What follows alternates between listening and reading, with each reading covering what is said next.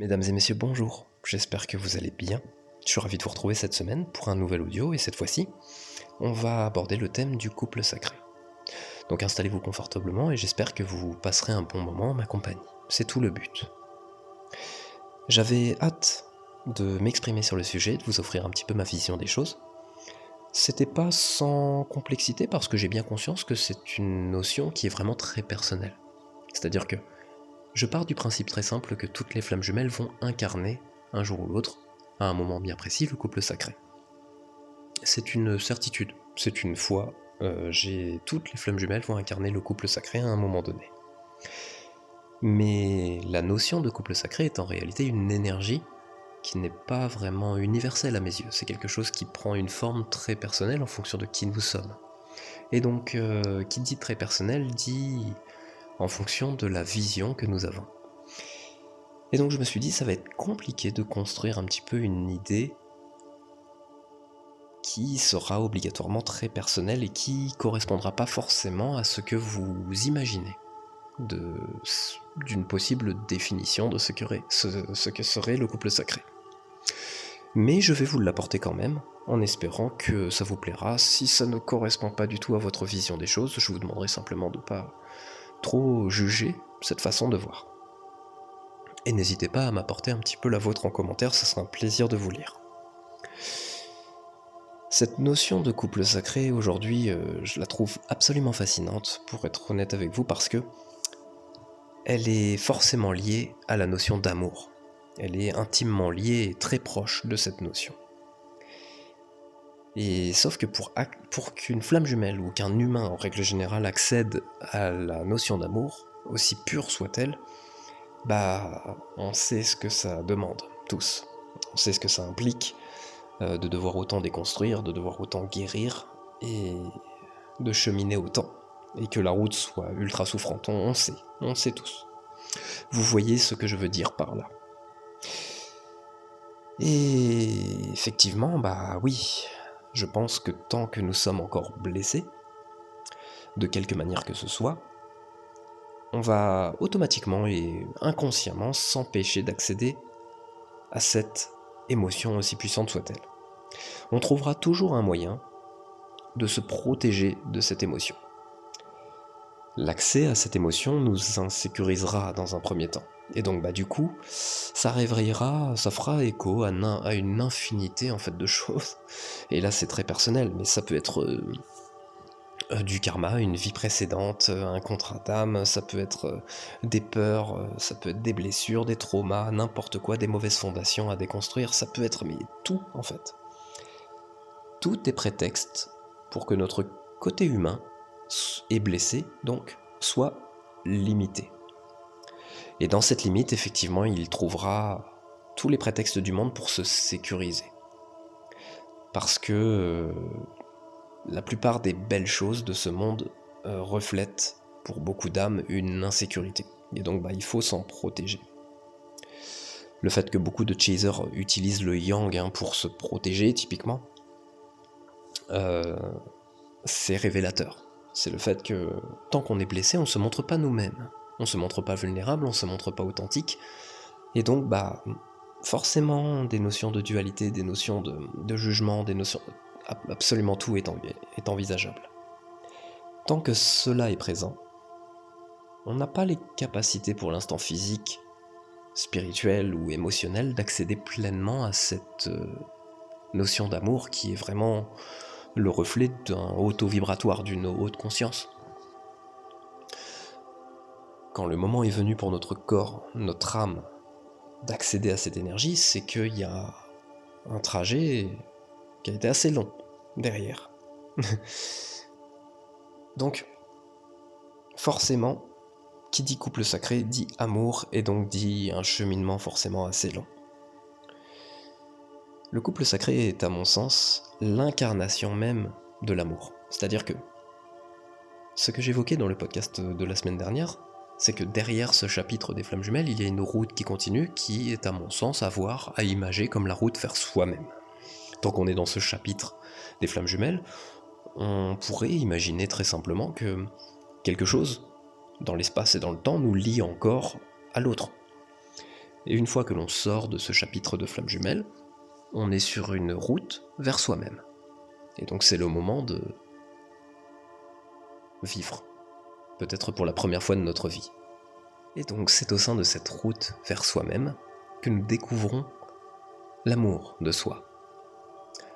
Le fait de s'accepter pleinement, avec nos qualités, nos défauts, le fait d'accepter le regard dans le miroir, le fait de supprimer les peurs, le fait d'incarner tel que nous le souhaitons, de créer le monde que nous avons toujours voulu créer, commencer l'élan du cœur, commencer à être aligné, créer et attirer à nous tout ce qui vient du cœur. Donc en soi, c'est notre première possibilité d'accéder à l'amour véritable, de nous-mêmes. C'est une priorité. On a passé notre vie à dépendre du monde extérieur, pour de très mauvaises raisons, et là c'est un basculement total. C'est le meilleur moyen de tourner le regard vers soi-même, et de faire de soi sa propre priorité. Voilà le reflet pour moi de cette route vers soi. Et sauf qu'à un moment donné, nous sera demandé, à mon sens, demandé, pas comme une obligation, parce que je pense que l'on ira de notre plein gré bien sûr, mais c'est de l'incarner dans un couple. Le fait de l'incarner dans un couple est d'une puissance, à mon avis, absolument stratosphérique, parce que ça nous permet de vivre cet amour, donc de le donner, et donc de le recevoir, donc de l'exprimer pleinement et de le faire rayonner.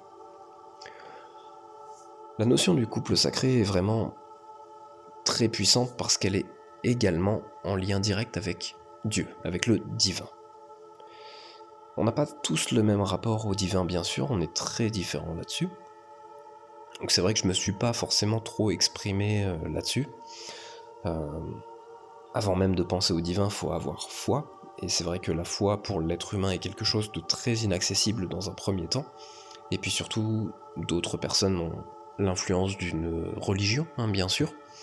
Moi j'ai plutôt choisi de ne pas imaginer Dieu sous une forme physique. Et ça me convient très bien. Dans un premier temps, pour être tout à fait transparent avec vous, je vous le dis en passant, c'est qu'au début j'avais énormément de mal à utiliser le mot Dieu, parce que pour moi le mot Dieu m'amenait automatiquement une image physique dans la tête. Aujourd'hui ce n'est plus le cas, donc j'utilise ce mot librement et je trouve qu'il a beaucoup plus de puissance et de résonance. Il fait bien plus écho à ce que je ressens, mais dans un passé proche, j'utilisais plutôt le mot la source, parce que ça me parlait bien plus. Mais dans tous les cas, au-delà d'un mot, c'est une foi. Et donc ce couple sacré est le reflet de 1 plus 1 plus Dieu. L'amour de soi, l'amour de l'autre et l'amour de Dieu. Cette idée nous permet d'envisager des choses absolument inimaginables pour notre nous passé. L'un des propos que l'on me rapporte le plus, que ce soit en consultation, dans les commentaires, ou des gens avec qui j'ai discuté tout simplement, c'est après avoir vécu tout ça au sein de ce lien, il va quand même y avoir quelque chose après. On va quand même avoir le droit à une belle histoire. J'en suis absolument convaincu, voyez-vous. C'est une certitude à mes yeux. Ce n'est pas simplement une certitude, c'est une question de logique, de concept et de manière de voir la vie. C'est-à-dire que l'être humain n'est pas fait pour rester seul. La solitude, on l'accepte, on la vit bien, mais c'est par choix. La plupart des gens non blessés ont besoin du monde extérieur pour pouvoir exprimer ce qu'ils ont à exprimer, pour pouvoir recevoir. On est fait pour ça, on a besoin de partager. Quand on guérit, naturellement, je pense, beaucoup de choses en rapport avec l'extérieur apparaissent. L'un des souhaits que j'avais le plus, c'était de pouvoir être généreux, altruiste, de pouvoir partager, de pouvoir diffuser. Ça fait très longtemps qu'il y a ce sentiment dès que je recueille une connaissance importante pour moi-même, il y a cette envie de la diffuser. Donc, peu importe à quel point la blessure du rejet a pris de la place, peu importe à quel point elle a été ancrée, et à quel point j'ai voulu fuir le monde extérieur, ces envies étaient quand même là. Donc, l'apaisement de cette blessure a permis d'explorer bien plus ces envies et d'avoir envie de les diffuser. Et ça, c'est mon expérience personnelle, vous prenez ça avec tout ce qui résonne chez vous. Beaucoup de personnes ont envie de s'isoler du monde. Et c'est une belle envie, honnêtement. Des fois, rien que les retraites spirituelles ou le fait d'avoir envie de vivre en forêt ou à la montagne ou tout ce que vous voulez, loin de toute civilisation, c'est quelque chose que j'ai rêvé pendant des années. Mais je pense que nous devons, dans tous les cas, nous ouvrir au monde extérieur, parce que c'est aussi là que nous devons être, même si dans notre équilibre il y a cette envie de solitude à un moment ou à un autre, le monde extérieur a quand même une immense importance. Et le fait d'avoir guéri intérieurement, nous guérissons normalement du monde extérieur, même si je simplifie à l'extrême. Et donc, dans cette idée, il y a le fait d'avoir comme mission d'incarner cet amour au sein d'un couple, parce que c'est là qu'il peut rayonner le plus fort. Je pense qu'on peut incarner l'amour avec des amis, de la famille, avec des enfants, mais on doit l'expérimenter au sein du couple. Je pense que c'est absolument évident et encore plus pour les flammes jumelles. L'idée de couple sacré n'est pas forcément à mélanger avec autre chose, parce que typiquement, je pense que plus le temps va passer, et plus les consciences vont s'ouvrir, plus l'énergie de la planète va augmenter, et donc plus il y aura de relations de qualité. Des personnes vont se trouver pour de bonnes raisons. Des personnes vont pouvoir vraiment vibrer un petit peu plus haut dans les relations qui vont arriver. Il y aura vraiment de moins en moins de couples qui vont être basés sur de la négativité. Alors c'est à prendre avec des pincettes bien sûr, parce que en soi, il y aura toujours du karma à libérer, il y aura toujours des relations karmiques, il y aura toujours des pervers narcissiques qui prendront la tête, enfin voilà. Mais je pense que le nombre de couples vraiment positifs et disons lumineux entre guillemets va augmenter.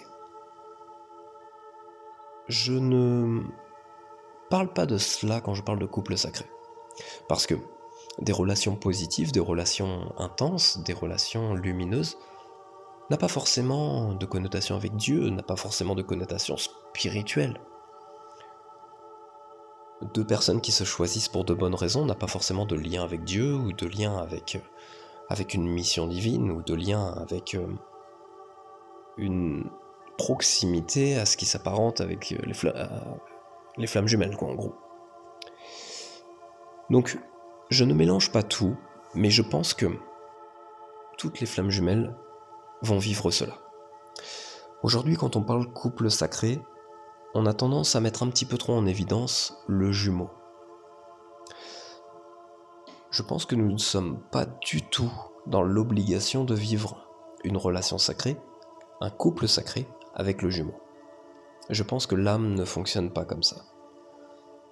L'âme, je la vois comme ayant plusieurs étages, ayant plusieurs fragments, qu'il y a du mouvement, de l'énergie à certains moments, et que certaines choses peuvent se déclencher, certaines choses peuvent bouger, on peut hériter de certaines choses peuvent partir, l'âme monte d'étage en étage, très certainement ce qui s'apparente à l'éveil spirituel, même si j'essaye de résumer parce que c'est pas le plus important, mais je pense qu'on n'est pas forcément tous destinés à incarner le couple sacré avec le jumeau, et qu'on peut trouver une âme avec qui le vivre. Donc, évidemment, ça sera pas n'importe quelle âme, avec n'importe quelle spiritualité, conscience, tout ça, évidemment. La réunion, c'est quelque chose qui est assez flou aujourd'hui, parce que c'est très difficile d'avoir du visuel, c'est fait exprès, bien sûr. Tout ce qu'on sait, c'est que les réunions existent, parce qu'il y en a déjà. Pas beaucoup, mais il y en a. Et qu'il y en aura d'autres, mais qu'il y a sans doute des couples qui se réuniront absolument pas. Personne n'a la capacité physique ou extrasensorielle aujourd'hui de définir que toutes les réunions existent ou toutes les réunions n'existent pas. Et y voir un mi-chemin en se disant que certaines personnes sont destinées à se réunir et d'autres non, ça paraît quand même bien plus viable. Et là où on n'a absolument pas de visibilité, c'est sur le ratio, en fait, de qui se réunira et qui se réunira pas. Et parmi tous ceux qui se réuniront pas, il y aura l'incarnation du couple sacré à mon sens. Il y a une variable qui me semblait intéressante à vous communiquer, c'est le fait qu'il y a une grande quantité de flammes jumelles aujourd'hui, de chasers notamment, qui après l'expérimentation de la dernière séparation, ou après l'expérimentation du switch, eh bien on fait la rencontre d'une âme sœur. Et très souvent, les mêmes propos sont rapportés de ces âmes sœurs-là précisément. Alors, il y a évidemment des variables, je ne fais pas une généralité ici, d'accord ? Mais la plupart des chasers qui rencontrent une âme sœur après l'expérimentation de la dernière séparation décrivent cette âme comme à peu près toutes les autres. Une âme sœur qui serait là pour offrir du confort, de la stabilité, du calme, de la douceur, quelque chose d'agréable quoi, quelque chose qui serait vraiment totalement à l'encontre du lien. Mais si j'ai bien en tête tout ce qui m'a été rapporté, il n'y a pas l'effet waouh, vous voyez ? Il manque quelque chose. Il y a quelque chose de fondamentalement manquant et qui semble ne pas être enclin à apparaître. Donc en rapport direct avec la spiritualité, quelque chose qui serait pas intense, quelque chose qui pourrait pas être comparé typiquement à ce qui avait été vécu pendant la lune de miel, typiquement, vous voyez ? Ça, voyez-vous, j'ai essayé d'en faire une interprétation très personnelle. Très difficile de savoir si c'est le reflet de la réalité ou pas, c'est qu'une supposition, ça m'appartient, j'en suis vraiment pas sûr.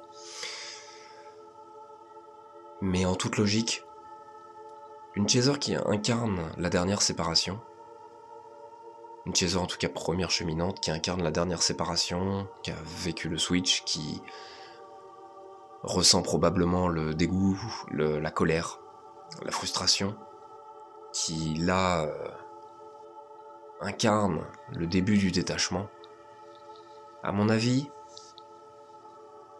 a une recherche de stabilité, a une recherche de confort, a l'envie d'être vu aussi, l'envie d'être reconnu. Je pense qu'à partir de là, lors de l'établissement du scénario de l'incarnation, il y a un contrat avec une âme sœur qui a été fait pour que cette âme sœur incarne précisément ce besoin de stabilité. Peut-être que là, le chaser avait besoin d'une aide qui était mise entre les mains de cette âme sœur, je pense. Et que cette âme sœur est là pour offrir une vision de confort, une vision de stabilité, de douceur. Peut-être ce qu'elle n'a pas reçu de la part de son autre. Quelque chose de tranquille. Mais le fait qu'il manque quelque chose de fondamental dans cette relation est quand même très intéressant. Peut-être que cette relation a d'ores et déjà une date de fin, j'en sais rien. Ou peut-être que, énergétiquement, au niveau de l'âme, quelque chose viendra s'implanter et qui transformera la relation, même si ça, j'y crois beaucoup moins. Mais à mon avis,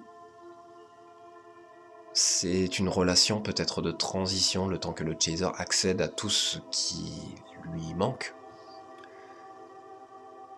La stabilité intérieure, l'amour d'elle-même, le fait de retrouver peut-être sa véritable polarité, le fait de se sentir en sécurité, découvrir la foi aussi. Parce qu'on n'est pas tous égaux sur l'accès à la foi, hein, bien sûr. On n'a pas tous ce moment où on a foi, où on comprend que Dieu est là, en fait. Hein. Et peut-être que cette relation sert de transition pour l'incarnation du couple sacré par la suite. C'est une hypothèse personnelle, je l'ai beaucoup creusé, j'ai beaucoup réfléchi, j'ai beaucoup entendu de choses, on m'a rapporté beaucoup de trucs, et le problème c'est que quand autant de propos sont avancés malgré une diversité d'origines, de croyances, d'âge, de liens, enfin, c'est vrai que ça m'a interpellé. Que autant de chasers, hein, la plupart du temps c'est des chasers, même s'il y a de runners hein, qui du coup s'orientent vers une autre relation au moment de la dernière séparation, hein, bien sûr, hein, carrément. Mais je pense que ces relations-là sont vraiment très utiles, mais elles s'apparentent pas au couple sacré à mon sens.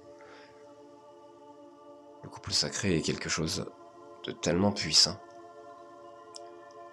il est synonyme d'évidence, il est synonyme de simplicité. Et c'est un amour très puissant également.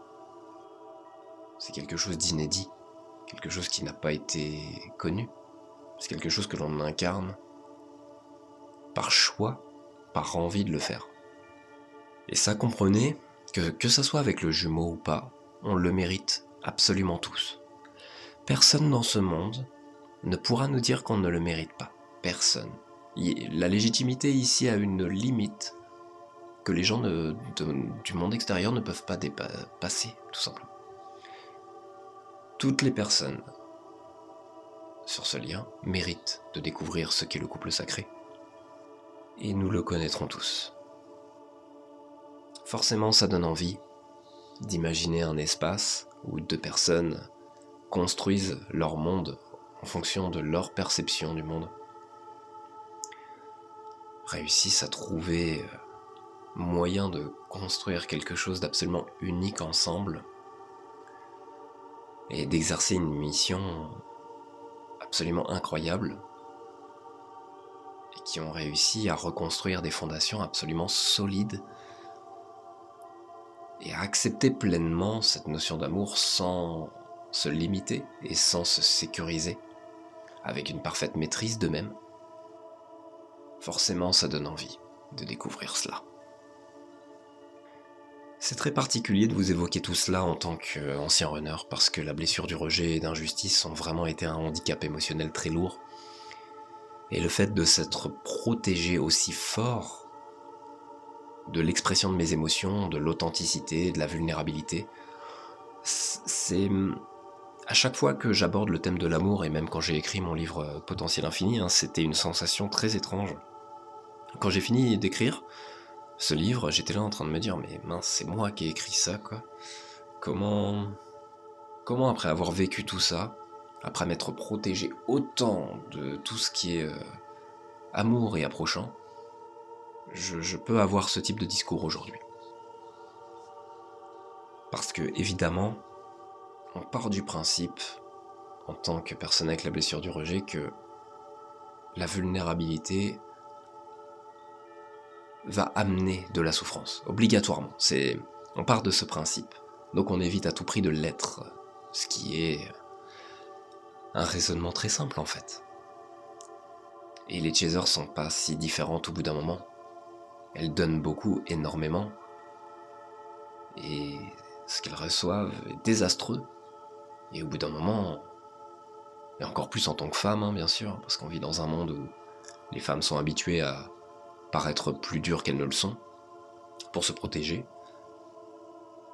On vit vraiment dans un monde où tout le monde se protège en permanence, et s'empêche d'être. Parce qu'on n'a pas envie de paraître bizarre, on n'a pas envie de paraître... C'est compliqué en fait d'exister pleinement. Exister pleinement, c'est s'aimer pleinement. Le temps que ça prend et ce que ça demande comme déconstruction, comme abandon et rejet, c'est impressionnant, c'est astronomique. À quel point l'accès à l'amour est aussi compliqué pour un être humain. Parce que tout ce qu'il a appris, tout ce qu'il y a dans son inconscient, les vies précédentes, le karma, tout, absolument tout, l'invite à s'en protéger. Et tout ce que l'on avait vu dans notre vie, tout ce que l'on a ressenti, nous maintient dans cette envie de nous protéger. Je vous avoue qu'il y a des fois où j'ai essayé de me montrer vulnérable, ce que j'ai récolté c'était atroce. Donc forcément, le cerveau il est pas bête, il se dit « Ok, quand je fais ça, je récolte ça, j'arrête de faire ça », tout simplement. C'est... Parce que les runners sont tellement pointés du doigt, je comprends même pas comment ça existe. Alors que c'est juste logique en fait. Le problème c'est que on parle ici de deux blessures qui ont beaucoup de points communs, beaucoup. Mais dans leur manière de se retranscrire, sont diamétralement opposées. Et donc c'est hyper complexe de comprendre quelqu'un qui a des mécanismes différents, totalement différents. Une chaser, quand elle a besoin d'aide, d'attention, quand elle est mal, elle a besoin de son monde extérieur. Un runner, quand il est mal, c'est tout le contraire, il va faire un repli. Rien que cette idée, émet une incompatibilité absolument totale. Les deux, là, lorsqu'ils sont mal, ils vont avoir un besoin complètement différent. Et en soi, ce besoin est toujours, presque toujours, autour de l'amour. La souffrance est liée à l'amour. Tout est lié à l'amour. Tout, absolument tout dans notre monde est basé sur l'amour. Quand on comprend que le matériel... Alors, quand on comprend, c'est un petit peu abusé parce que c'est ma vision des choses. Aujourd'hui, typiquement, toute forme de matériel est un potentiel de joie, de bonheur, de bons moments, de temps, de bons souvenirs. Tout ça, c'est de l'amour. L'argent pour moi est un potentiel, encore une fois, de bons moments, de bons souvenirs, d'investissement, d'amour. Tout est amour. Une fois qu'on accepte de se rendre vulnérable, donc quand on guérit, et pour guérir, faut souffrir, tout est amour, on le voit partout, on le voit. C'est pas simple de tout lâcher, de tout abandonner comme forme de sécurité. C'est quelque chose de très complexe.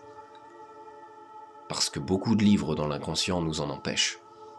La bibliothèque est parsemée de livres poussiéreux qu'on a besoin de jeter à la poubelle et de les remplacer par des livres neufs avec un meilleur message.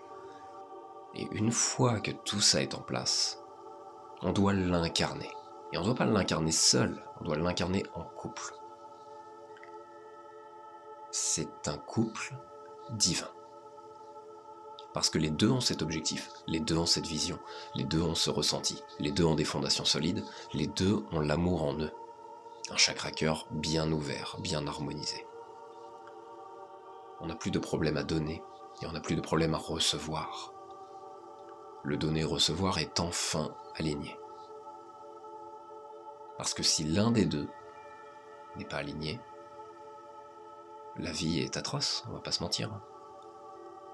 Soit on donne dans le sacrifice, soit on ne peut que recevoir parce qu'on a appris que ça. On se protège de donner et on reçoit. Et dans le recevoir, vous avez bien compris qu'il n'y avait pas que des trucs terribles. Voilà, messieurs, dames. Je voulais vous exprimer un petit peu tout ça. J'espère que ça vous a plu, j'espère que vous avez passé un bon moment. Parce que, croyez-moi, c'est tout le but, de vous offrir des propos encourageants, des propos qui vous apporteront quelque chose. Il y a la même logique dans mes podcasts que dans les livres que j'écris. Le but est simplement que vous passiez un bon moment. Quand j'imagine les gens lire mon livre, bon, pour l'instant c'est des livres numériques, mais j'imagine des gens tranquillement, dans un canapé, un petit plaid, près d'une cheminée pour ceux qui en ont, une petite tisane, et puis passer un bon moment à se détendre en conscience. J'imagine ça en tout cas. Je sais pas si c'est le reflet de la réalité, mais c'est ce que j'imagine. Et du coup, mes podcasts, j'imagine que c'est un peu la même chose. Je vous souhaite que ça ait pu vibrer avec ce que vous ressentez. Et croyez-moi que on y aura tous le droit. Parce qu'on va tous être récompensés. Faut juste pas attendre que cette récompense arrive de l'extérieur. C'est à nous-mêmes de nous récompenser. C'est s'autoriser, être légitime, comprendre que l'on mérite, comprendre qu'on n'est pas qu'un humain. Je vous souhaite le meilleur, messieurs, dames, prenez soin de vous. Je vous dis à la semaine prochaine. Prenez soin de vous surtout.